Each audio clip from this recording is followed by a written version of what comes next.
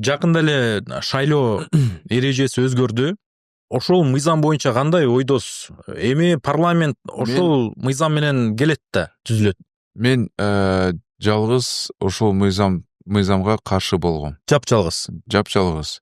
Бир эле добуш каршы болчу. Мен себебин айта кетсем, негизи колдоп аткам, биринчи окууда колдодум аны. Мыйзам долбоорду. Мен ойлогом да сунуштар өтөт деп.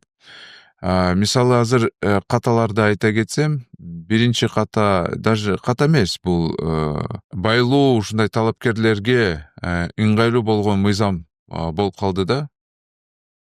Күрөө жактан алсак, азыр күрөө болсо 300 000 сом. Ооба. Кайтарымсыз. Мурун болсо 5% алсаң, өтүп кетсе Кайра кайтарып берчү. Ооба, азыр всё, бересиң, республикалык бюджетке кетет. 300 000 сом бул азбы? Көп да бул, карапайым калк үчүн көп да. Мугалим вот сиз кантип төлөйт ал акчаны?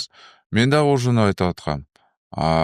Биртоп эле жарандар уже талапкер катары боло албайт да. Сен как будто бы билетти алгандай кымбат баа менен ушундай болуп калды да.